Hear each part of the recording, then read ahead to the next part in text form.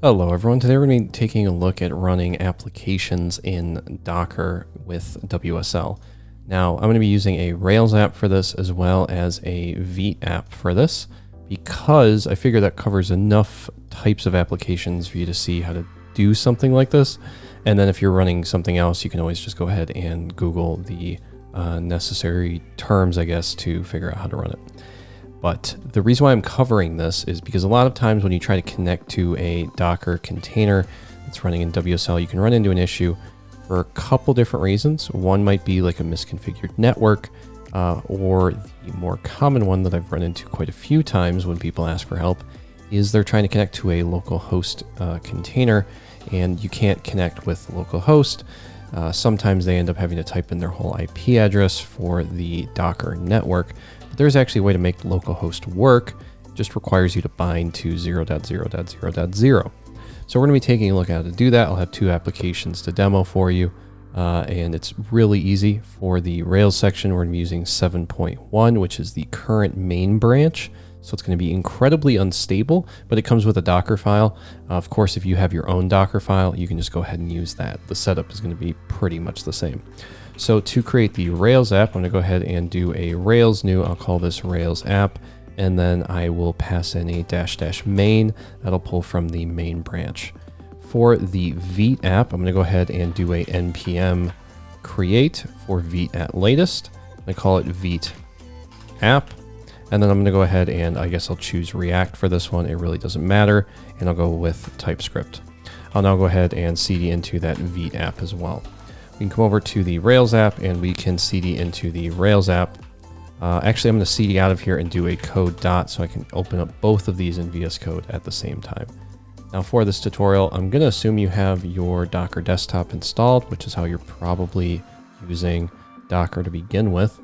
If you don't have it, just head over to docker.com, install the desktop app, and make sure that's set up for you. The only reason I'm saying that is because sometimes I'll be stopping the containers in here, just sort of as a heads up. Of course, you can also just use the docker stop command if you're so inclined. But okay, I'm going to go ahead and cd into the Rails app. I'm going to do a Rails-G scaffold post with a title and a body of type text, just so we have something to test. So we'll come into our Rails app, which has a Docker file. In here, you'll see by default, it just runs a expose 3000, and then it runs the equivalent of a Rails S to start the server. It just runs /bin/Rails and then server. The other thing it does is it tries to run in production. So the first thing I'm going to do is I'm just going to change this to development because, of course, this is a development build. If I have WSL on the computer, it's almost definitely development. I wouldn't be doing this for production. It just doesn't make a lot of sense. But now that we have that, let's go ahead and let's actually build this. To build it, we can just go ahead and run a docker build command. We'll run it in the current directory because the current directory is this Rails app right here. And the current directory has the Docker file in it.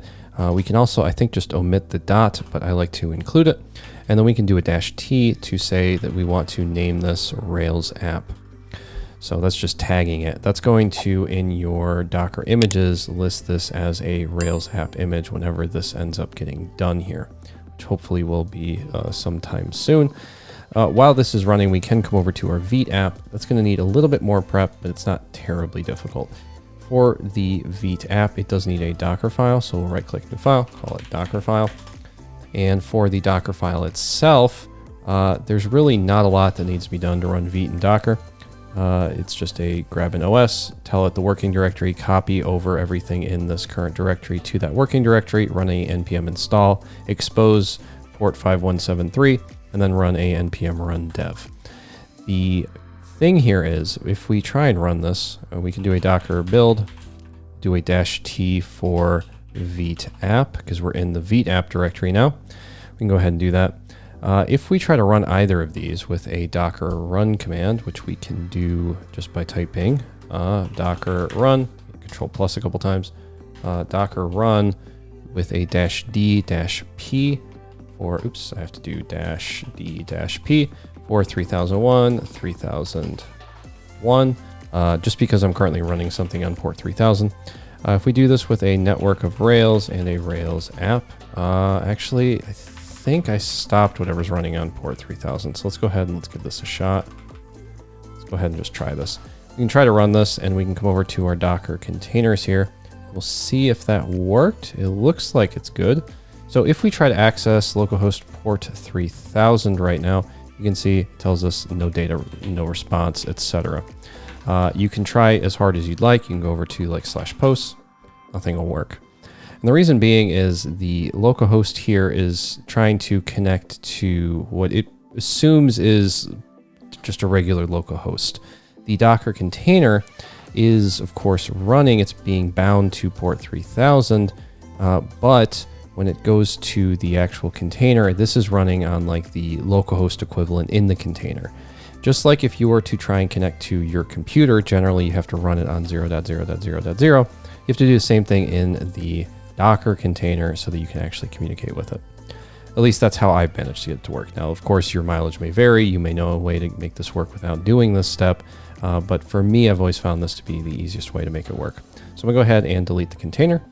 And now that you've seen it not working, which is like 90% of being a software developer, is looking at something not working and not being afraid of it, you can come in here into your CMD. You can just pass in a -b for 0.0.0.0.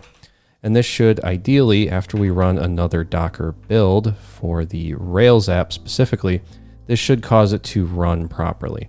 Similarly for Vite, you can't really do this in the Docker file, but my understanding is you can do this in the Vite config, and you just have to add in a quick little server block. In the server block, you give it a host, tell it 0.0.0.0, and now you should be good to do another Docker build for the Vite app. And the reason why I'm showing you both of these is because now hopefully you understand if you're using some other framework or tool, the terms you want to look for is like how to bind framework name to 0.0.0.0 or how to run it as that. Because that's like a large portion of the struggle is figuring out what to even search for. So now you hopefully understand sort of how to get this to work. And now if we do another Docker run for our Rails app right here with this command, we should now see that this is running on port 3000. You can already see it's already refreshed. So now it tells me to run my migrations, and this is now once again working. Similarly, if I come over to the Vite app and I do a Docker run in here, which I can do with a Docker run, but I'm going to change some of these settings. I'm going to change this to 5173 and 5173. I'm still using my network of Rails, and I'm going to use my Vite app to run this. If you don't have a Docker network, I just realized I probably forgot to say this, you can do a Docker network command to see all of the stuff you can do with Docker networks. Then you can do a Docker network ls. And here you can see all of the networks that I have personally. In my case, I have this Rails one. If you want another one like this, you can do a Docker network rm example to remove my example one. And then we can do a Docker network create example. That'll create this example network, and now we can do a Docker network ls, and you'll see this example one here is a driver of bridge with a scope of local. And that's good enough. Now you can effectively run the these same commands, but instead pass in your example network instead of this Rails network. So now that we've done that, I think I ran the Vite app as well. I can come over here and click on this, and you can see that the Vite app is working as well with localhost as opposed to anything else. It's a pretty silly thing. Ideally, you could just throw this into like a 30-second short and call it a day. But in my experience, it's always been helpful to see something not working so that I can verify that's the actual issue I'm running into, and then seeing it actually working. So I do apologize for this being like an 8 or 9 minute video. It's just, you know, hopefully this will at least give me something to link to in the emails that I get or the questions I get on Discord or whatever when people can't get this working. And this will hopefully put the issue to rest, at least until something else breaks with WSL, which seems to happen like all the time. But anyways, that's going to do it for this video. Thank you for watching, and hopefully I'll see you in the next one.